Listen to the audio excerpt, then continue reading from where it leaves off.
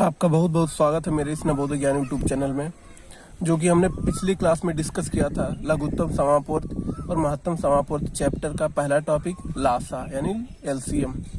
अब हमारा दूसरा टॉपिक है एचसीएफ यानी हाईएस्ट कॉमन फैक्टर या मासा, जिसे मासा बोलते हैं, या महत्तम समापवर्त। तो देखिए, उसकी पहले हम किताबी डेफिनेशन देख लेते हैं, उसके बाद बताते हैं आपको कैसे पता करना है किसी भी संख्या का लासा।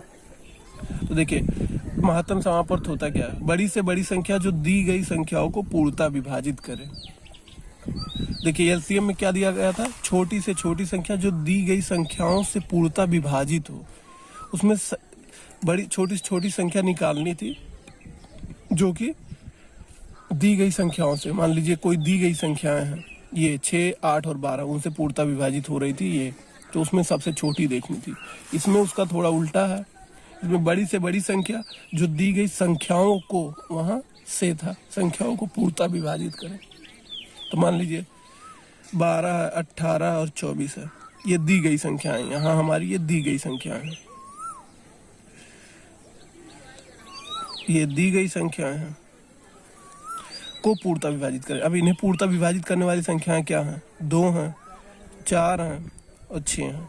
मान लीजिए 3 संख्या है, ये इन्हें पूर्णतः विभाजित, 2 छक्का 12, 2 9 18, ऐसे 4 से भी 6 से कट जाएंगे। तो उसमें हमें क्या लिखना? बड़ी से बड़ी संख्या। उसमें क्या लिखना? बड़ी से बड़ी संख्या। मान लीजिए 3 से भी पूर्णतः विभाजित हैं सारी संख्या, 2, 3 और 6 से। हाँ, 2, 3 और 6 से। देखिए 4 से 18 विभाजित नहीं, 4 चौका 16। तो देखिए 2, 3 और 6 से, यही वो संख्या है जिनसे ये तीनों संख्याएं पूर्णतः विभाजित। तो इसमें हमें क्या देखना? बड़ी से बड़ी संख्या देखनी है। देखिए, बड़ी से बड़ी 6 है, तो इसका मासा क्या हो गया? आपका 6 हो गया। अब देखिए, ऐसे कोई भी एग्जाम्पल आपको दिया रहेगा, उसमें देखना है, उसमें बड़ी से बड़ी, मान लीजिए आपको दिया है 50 दिया है और 25 दिया है।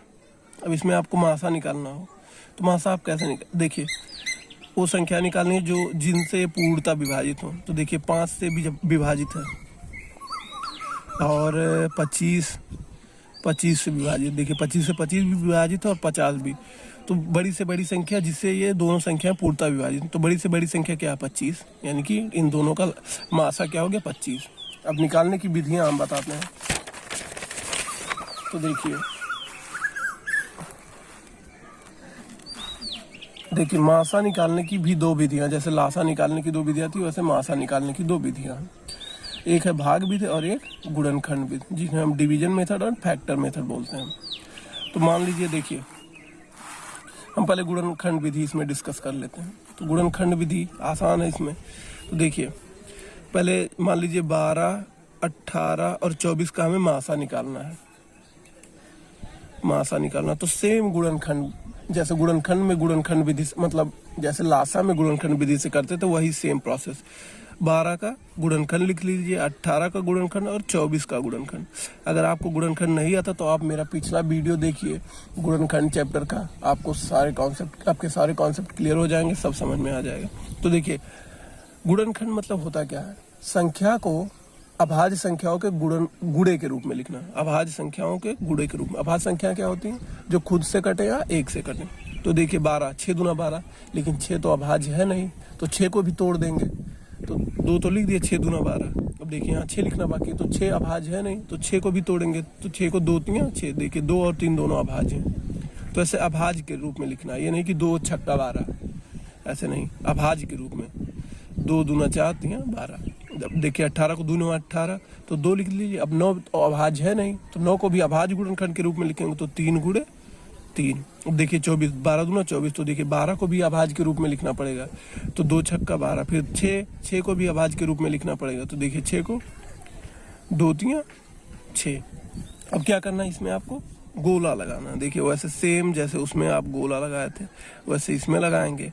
अब देखिए जितने भी गोले बनेंगे, देखिए ये 3 3 का गोला बन गया। देखिए, तो इसमें क्या करना रहता है?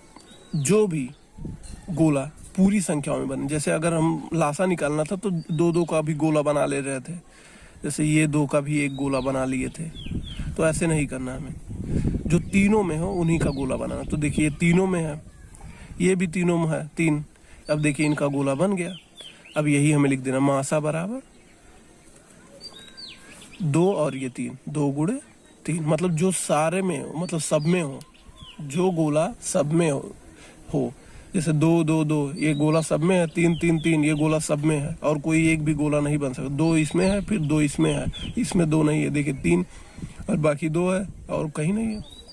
तो देखिए जो सब में रहेंगे वही गोला बस लिखना है इसमें। तो 2 गुणे 3 बराबर 6, देखिए इसका मासा 6 आ गया। अब देखिए हम भाग विधि देख लेते हैं। भाग विधि और आसान है। देखिए इसमें क्या करना है, सबसे पहले छोटी संख्या को उठा लेना, उसके बाद उससे जस्ट बड़ी वाली को ले लीजिए, उसमें भाग दीजिए। तो 12 से सबसे छोटी इसमें कौन है, 18 12 और 24 में 12 सबसे छोटी। अब उसमें भाग देंगे दूसरी वाली छोटी संख्या से। तो देखिए 18 फिर दूसरी छोटी, भाग दीजिए। कितनी बार भाग दे सकते हैं कि 18 ज़्यादा ना हो, एक बार पहाड़ा पढ़ सकते हैं। तो 12 करने में 12, अब देखिए कितना आ गया, 6 आ गया। अब ये जो 6 आया है इससे हमें इसको भाग देना, जो यहाँ रहेगा उसको भाग देना है। अब 12 को यहाँ लिख लीजिए फिर से, यही हमेशा करना है आपको। अब देखिए इसमें भाग जा रहा है कि नहीं, कितनी बार जाएगा, 2 बार, 6 दूना 12। अब देखिए 12 आ गया, कट गया ना। अब ये कट गया, आगे नहीं बढ़ाना हमें। अब इस 6 से इसमें भाग देना, जो बची रहेगी संख्या उसमें भाग देंगे। देखिए अब 6 से बची संख्या में भाग देंगे। ये जो 6 बचेगा, यहाँ जो भी बचेगा उससे फिर से भाग देंगे। अगर यहाँ कुछ और भी बचता, मान लीजिए 2 बचता, जैसे ये 14 होता और 12 6 दूना 12 लिखते, और 2 बचता तो 2 से हम 6 में फिर से भाग देते। 2 से, जैसे 2 यहाँ अगर बचता तो 2 से इस 6 में भाग देते। अब क्या करेंगे, नहीं बचा है तो इस 6 से हम 24 में भाग देंगे। देखिए 24 में, तो 6 चौका 24। देखिए अब ये कट गया, यानी कि शेष कितना आ गया, 0। तो लास्ट में जो भी इधर बचेगा जिससे भाग दे रहे हैं वही आपका मासा हो जाएगा। मासा बराबर 6, ये आपका। देखिए हम मासा में एक और एग्जांपल देख लेते हैं। 10 12 और 14 का अगर आपको मासा निकालना है, महत्तम समापवर्त या HCF हाईएस्ट कॉमन फैक्टर निकालना है। एक एग्जांपल और देख लेते हैं जिससे हमारा सारे कॉन्सेप्ट क्लियर हो जाएंगे। तो देखिए क्या बोला था मैंने, सबसे पहले इसमें से छोटी संख्या उठाइए। छोटी कौन सी है, 10। 10 से दूसरी वाली छोटी संख्या में भाग दीजिए। भाग विधि से कर रहे हैं हम लोग। तो 10 से दूसरी छोटी कौन सी, 12, उसमें भाग दीजिए। देखिए कितनी बार पढ़ा पढ़ पाएंगे, एक बार। 10 करने में 10, बचा कितना, 2। देखिए 2 ही बचा ना।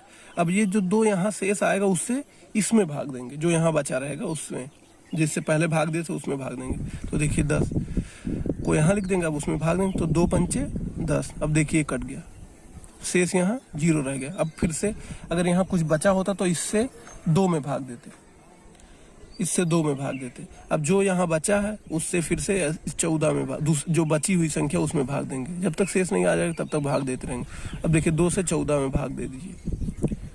तो 2 से 14 में जब भाग हम देंगे तो देखिए 2 सते 14, देखिए 14 आ गया और ये कट जाएगा पूरा। देखिए शेष कुछ नहीं बचेगा, यानी आपका मासा 2 हो गया। आपका मासा 2 बचा। जो लास्ट में बचता है जिससे हम भाग देते हैं, जिससे पूरी संख्या कट जाती हैं, वही आपका मासा होता है। तो देखिए इन सबका मासा क्या होगा, 2। ऐसे आप गुणनखंड विधि से भी कर सकते हैं। उसमें कॉमन लेना रहेगा, जो तीनों में कॉमन दिखेगा वही आपका मासा हो जाएगा। तो अगर आपको ये वीडियो पसंद आया हो तो please like share and subscribe my YouTube channel. धन्यवाद।